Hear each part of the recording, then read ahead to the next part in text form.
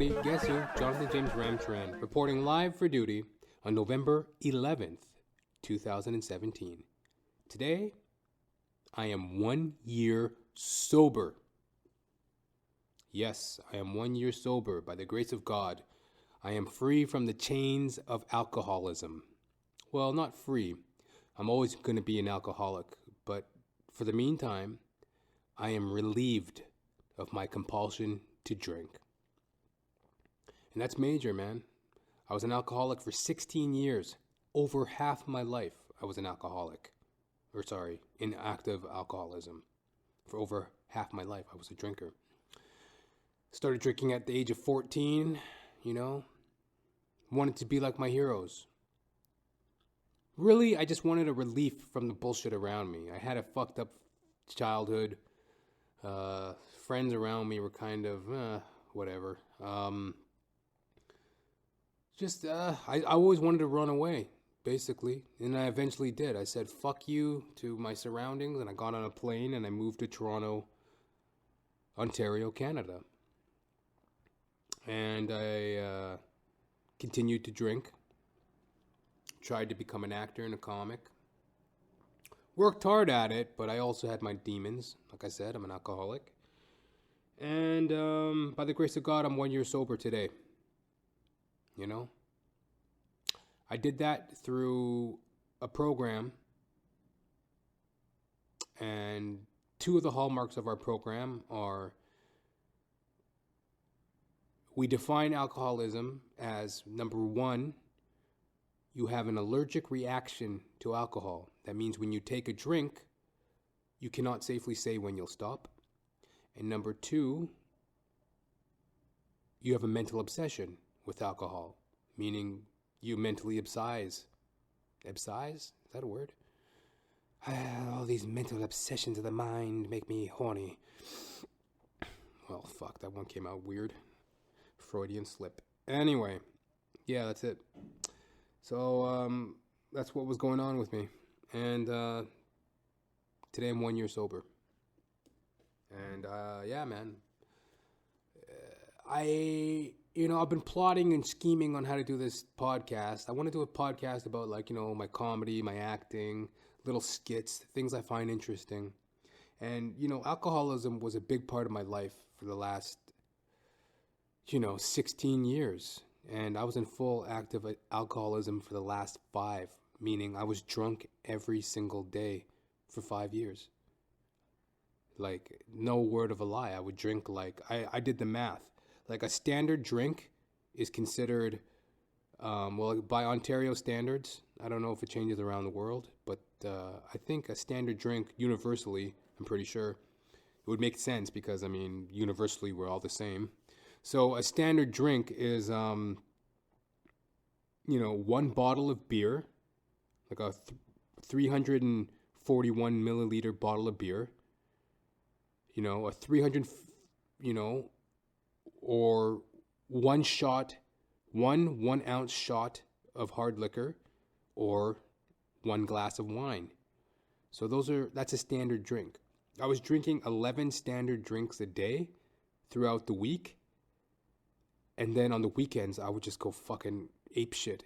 I would just fucking titties out, man. I'm just getting trashed, right? And I did that for 5 years. And on top of which, I was smoking pot and chain smoking cigarettes and eating garbage food, fucking McDonald's breakfast sandwiches and shit, absolute garbage. And I was homeless in the winter of 2011. The winter of 2011, I was homeless. I lived in a men's shelter for 4 months, slept on a cot. There was 15 random strangers squeezed into a room, and we all had cots. And I would sleep in a room filled with 15 other men, homeless men from the street, people with mental disorders, people with all sorts of addictions. I'm telling you, I had a job where I used to hand out newspapers in minus fucking 30-degree weather in Toronto, Canada. When I first moved to Toronto to be an actor, I was fucking broke. And one of my first jobs was I was a newsie, and I handed out like newspapers, right? Like, extra, extra, get your fucking newspaper here. And I'm handing out these fucking newspapers. And there was this like homeless dude who would like mill about and act all nutty, like right in the alleyway of where I was working. And, I was just looking at him. I'm like, wow, man, that guy's really messed up. Like, that's kind of fucked, right? And then lo and behold, that winter, he was my roommate. He like slept next to me in this fucking men's shelter. Insanity, man. And that's what alcoholism is. I mean, I'm not trying to, I believe that words carry a lot of weight.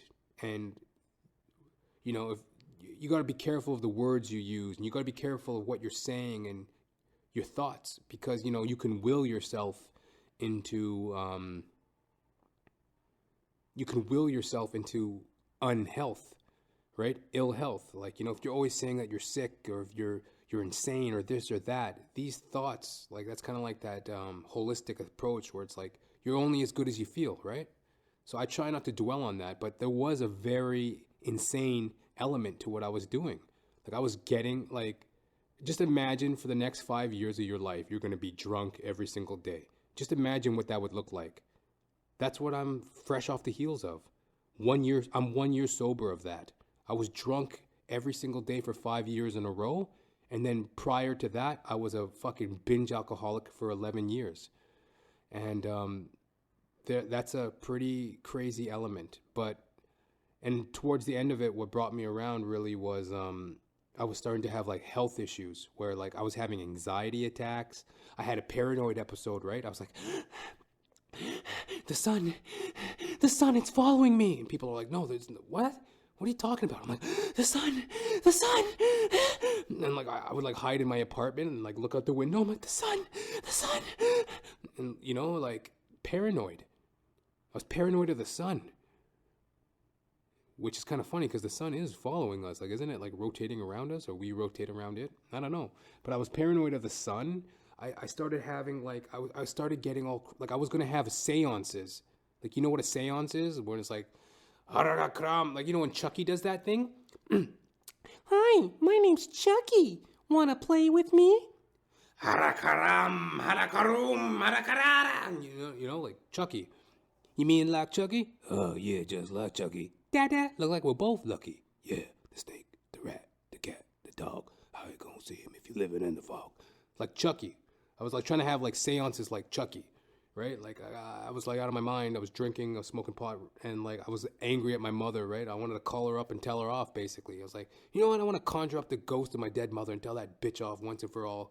So like, like that was like those weird thoughts you get at like fucking 3 a.m. when you're staring out the window smoking a cigarette, you're high, you're drunk, and you're just like looking down an alley from your window, and you're just like, yeah, I'm gonna light some candles and talk to some dead people. Like, I was having like that, like it sounds weird to say, but yeah, I was planning on doing a seance. Like I was gonna like get candles and like, like the walls were talking to me, like not like I wasn't hearing voices, but like I was like paranoid. That's what happened. I had a fucking like paranoid, everybody's coming to get me. I was paranoid, man. Like I had this anxiety attack where I had to call an ambulance, right? Because I was all fucked up and I thought I was gonna die. I was drifting in and out of consciousness while I was standing there, and like that never happened to me before. So I was like all worried, like, oh, am I gonna fall and crack my head and die like some fucking washed up, lazy, low down, shiftless, good for nothing, fucking has been actor, like die in a pool of my own vomit? Like I was like wavering back and forth, like I'd been fucked up for days at that point, right? And I was just standing there in my apartment smoking a cigarette, and I was like, and like my life was like flashing before my eyes, right? I'm like, I'm gonna fucking die. This is how it all ends. This is how it ends, right? I was like standing there, right? So I get on the phone, I call 911, right? It's like, hi, 911, what's your emergency? I'm like, I'm having a fucking seizure. Send an ambulance. And they're like, okay, just calm down. What's your address? I'm like, 40 Oak Street, motherfucker. Just show up. I'm dying. And then like the ambulance came and they took me to the hospital and they took my blood pressure and they fucking put all those little electrodes on me and shit. And they're like, hang in there, son. You're going to make it. And then like turned out like the doctor looked at me and he said, you need to stop drinking. Like, you're fucking paranoid. And that's what they put on my little dismissal slip. You know, like the little dismissal slip they give you when they, you get sent home from school for being a fucking asshole. Your teacher's like, get out of my classroom. And they give you a little dismissal slip. Like, that's what I got. My little dismissal slip from the hospital. And it said, outpatient, Johnathan James Ramcharan. Ailment, paranoia, due to over-intoxication. I was like, fuck you. And then I went home and I smoked more weed and got drunk more. Isn't that insane? It was like, I don't give a fuck about y'all niggas. Like, what are you saying? I'm paranoid. I was like, you calling me paranoid? I'm not paranoid. I'll show you. I'm really going to die. Then I go home and I drink more alcohol and get more stoned. So I was living in that tumultuous world. And, I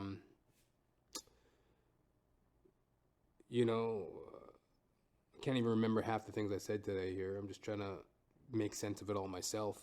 1 year sober today. Never thought I could do it. I'd never been more than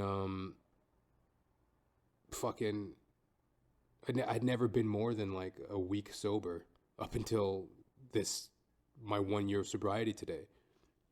And when I came into the meetings in the rooms, I was fucking shaking like a leaf, man. I had the jitters like a motherfucker. I was like laughing like hysterically. Like there was a joke in my head. It's not even a joke, but it just struck me as funny. There's a comedian that I personally don't like, and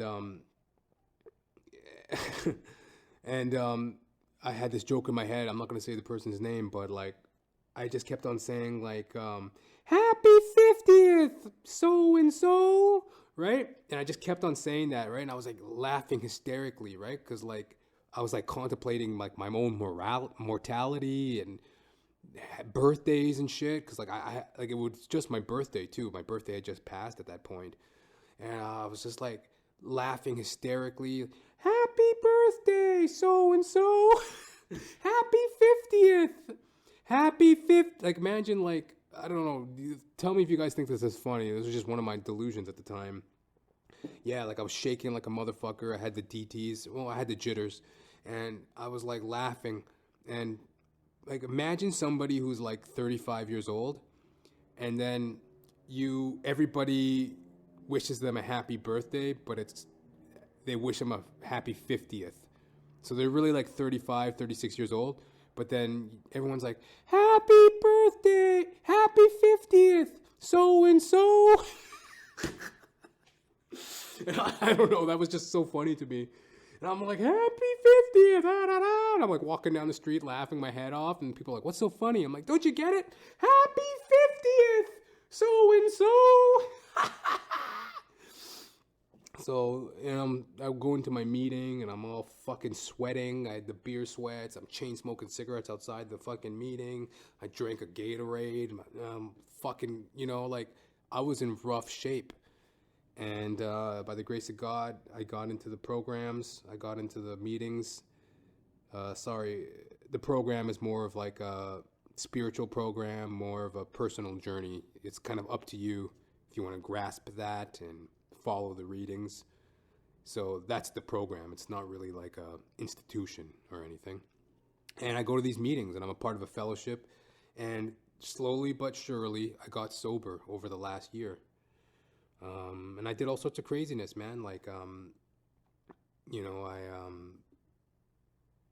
paid for sex, because like I wanted what I wanted and I didn't care about decency, right? Like sometimes you'd be at a bar and you'd be hitting on a girl or something, and, if she rejects you, then it's like, okay, well, whatever, I'll pay for it then.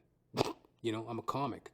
That's what my friends do. Like, that's not what my friends do, but like, that's what my heroes did. Rather, that's what my heroes did. And,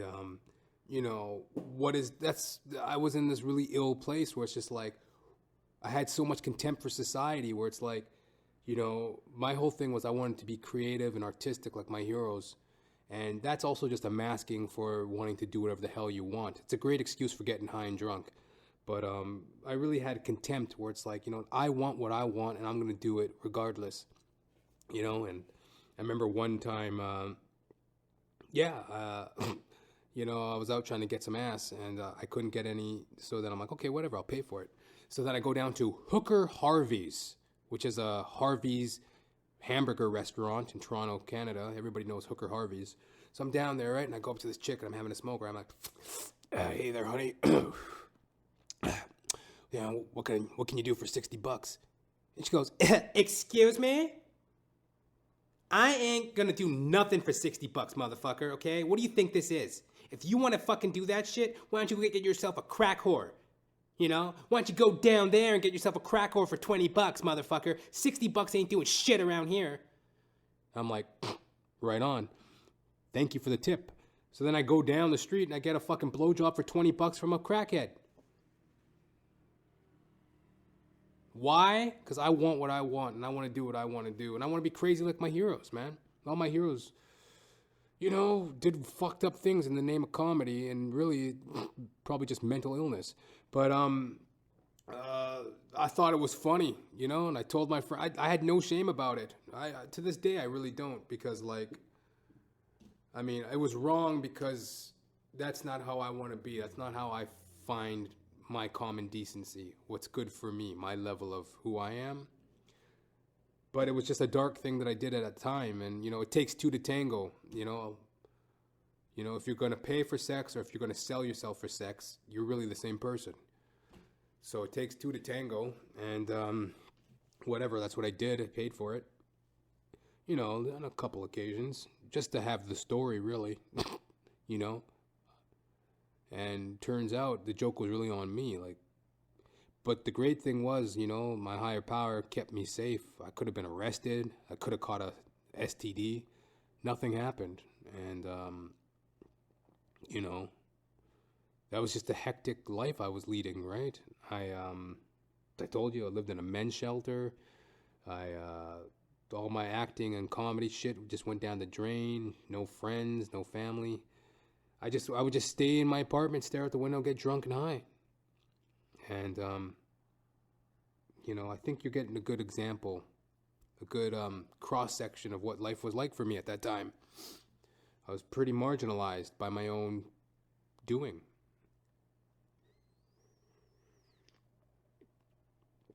And,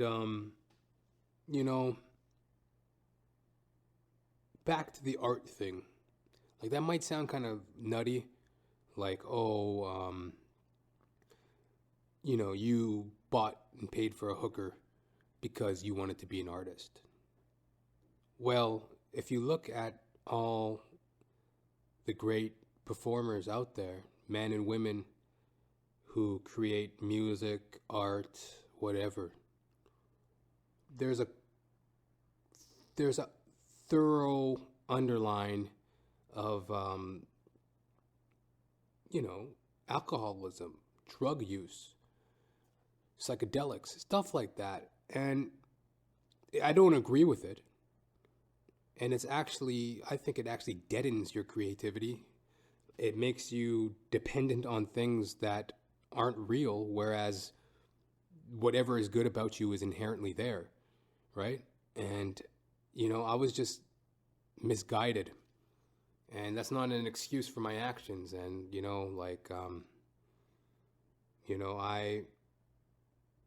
and that doesn't make me an alcoholic. What makes me an alcoholic is the two-part condition that I have.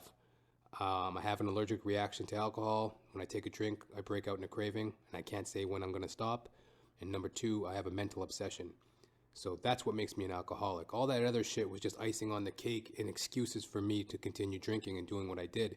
And it was also an excuse for me to feel like I was some type of an artiste. Because, yeah, man, I don't care about society, I'm like Henry Miller. I'm like Charles Bukowski. You can die in the gutter. You can do whatever you want. Life's just a bubble. We're all living the societal dream, But realistically, I was just a fucking wacko. And, my only thing is to say to anyone out there who, can relate to that kind of abuse that you inflict on yourself and others because of your condition in the name of the greater glory of fucking art, that is pretty much a scam. It's a sham. Like, there's nothing behind it. You know what I mean? Jimi Hendrix was Jimi Hendrix without the fucking drugs. Like, here's the thing about music. I play bass guitar. I've been playing for, 15, 16 years now. And I got to a certain point, and then I said, you know what, it's too hard. Or it's, I'm not really seeing the progress. So then I stopped kind of playing, or I just get drunk and jam here and there. I never really put any effort into it. And since I've been sober, I've been sitting down, working on shit, learning chords, learning theory. And then all of a sudden you start to see progress. And then it's like, yeah, it can be done. It's yours to lose. And that's what I'm talking about with Jimmy there. It's like, he had obviously something in him.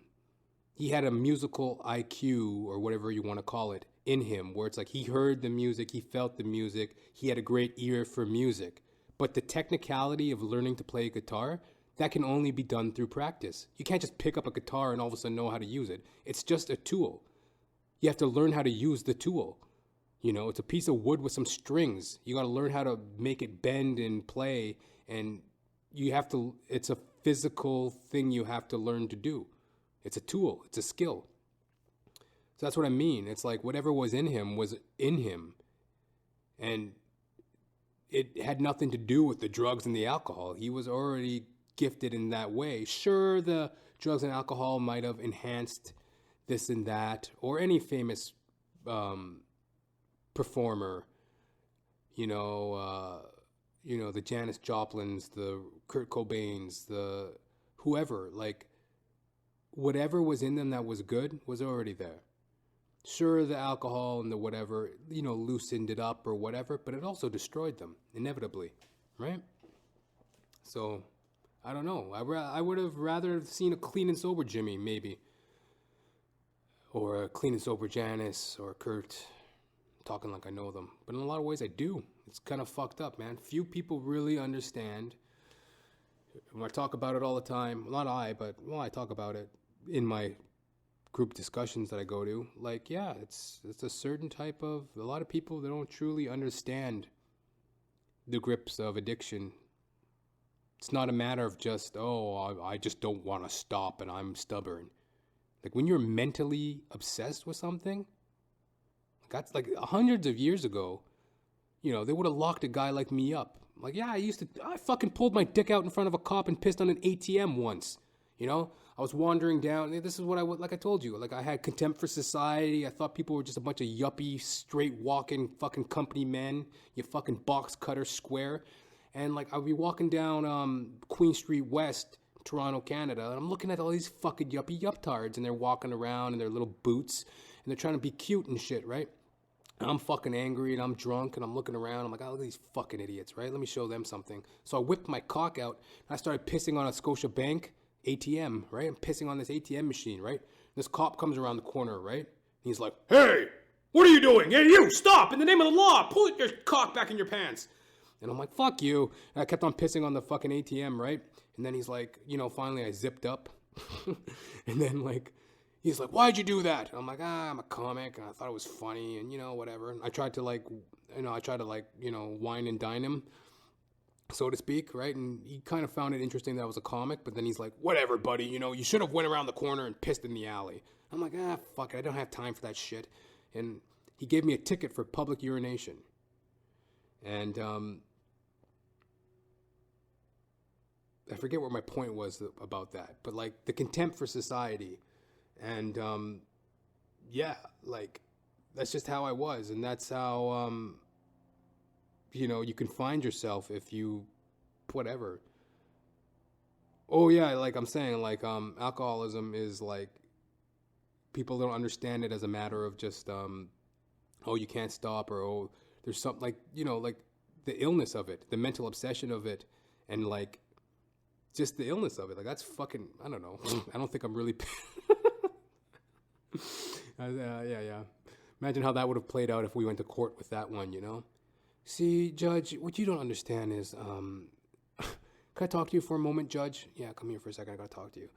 See, Judge, here's the thing. You don't understand the full scope of alcoholism. See, the thing is, when you are an alcoholic, you are mentally obsessed with alcohol. So if I gotta pull my cock out and piss on an ATM, that's not really my fault. It's the fault of the disease. You're absolutely right, Mr. Ramcharan.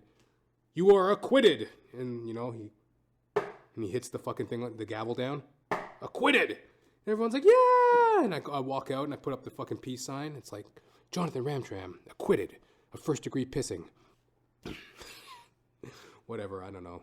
What I'm trying to say is I'm a human being, and I fuck up and I make mistakes, and, a lot of my problems in life were exacerbated by my condition. And I'm 1 year sober today. 1 year sober, man, and that feels so good. And, I'm making a podcast to go on with my life and go on with my creativity and, try to be a better human being. Trying to speak from the heart, trying to fucking make sense of it all, you know what I mean? Like,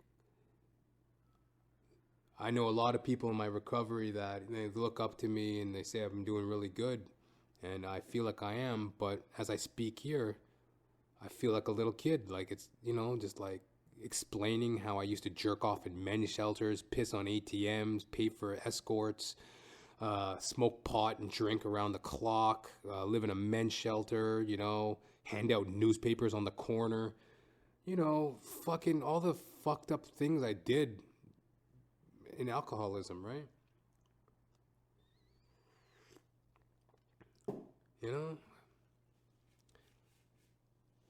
But I'm I'm a different man today for sure. And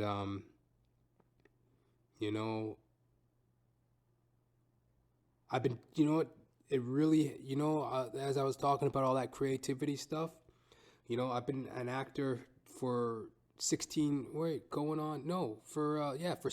years. Wait, no. For 17 years I've been an actor, right? I started, is that 17 years? Yeah, 17 years, because I started when I was 14, and I'm 31 now. So for 17, that's 17 years, right? I'm not that stupid, am I? 15, 16, 17, 17 years I've been an actor, and 9 years I've been a stand-up comic, and all that time I was always looking for creativity and expression, and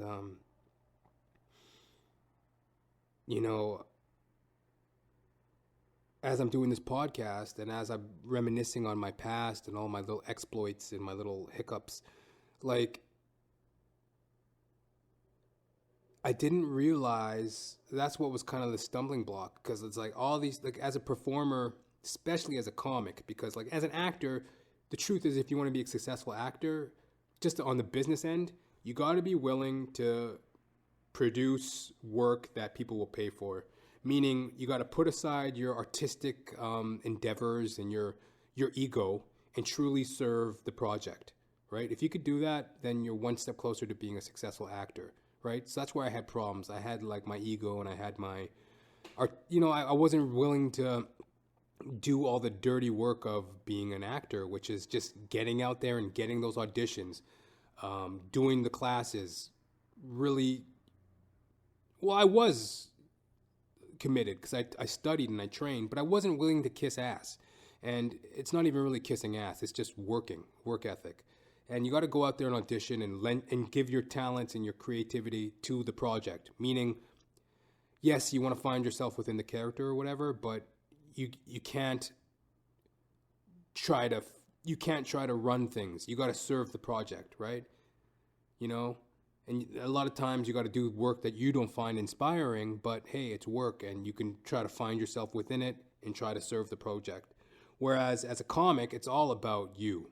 The closer you are to revealing yourself, the more successful you are as a comic. And I was on this stumbling block of creativity where it's like all this craziness was happening. It's like I'm fucking drunk and high around the clock. I'm living in men's shelters. I'm jacking off. I'm fucking pissing on ATMs. I'm paying for escorts. I'm doing all this crazy shit. And how do I explain it? You know what I mean? Like, how do I talk about it? Where do I begin? It's like, okay, you got 5 minutes. All right, coming up to the stage for the next 5 minutes, Mr. Johnathan Ramcharan. Hey kids, so I pay for sex with escorts and I'm a fucking lousy, low-down, shiftless, good-for-nothing, lazy, mangy, fucking hack comic. I got my wallet stolen by a hooker, I pissed on an ATM. Like, how do you get this shit? Like, how do you funnel it? How do you present it? And what have I learned? You know, I feel like Supertramp there. There's times when world's asleep. You know, the secrets that we keep. Or what was he say? There's times when all the world's asleep. I know, what does he say? Yeah. Sorry here, I forgot the quote for a moment. But, you know, remember that Supertramp song? The logical song? There's times when all the world's asleep. The secrets run so deep for such a simple man.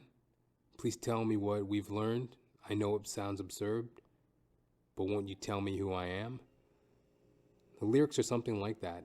And it's like that, man. It's like, I didn't know what the fuck to make of any of it. You know what I mean? Like, I didn't know what to make of it. All those things were just happening to me and I didn't know what to say or to do and how to explain it to. And then when you talk to your friends, you know, you love your friends, but they don't know fuck all. That's what I'm trying to say. Like, sometimes people really just don't know. It's like you're going through this fucking crisis. You're mentally upset. Like, I can't say it enough. When you are mentally obsessed with an addiction, that's really all you think about. Imagine when you wake up, you're like, gee, I wish I was drunk. You go to take a piss. Man, wish I was drunk. Going to work, wish I was drunk. Yeah, you know what? Fuck work. I'm going to go home and get drunk. Then you get drunk. Then you wake up and you live the same day the next day. It's all about getting drunk. And then you try to, you talk to people. You're like, yeah, I'm having problems. I'm always drunk. And they say, why don't you calm down and stop getting drunk, you stupid drunk? It's like, I can't. Won't you tell me who I am? Who I am? Who I am? Then a saxophone comes out.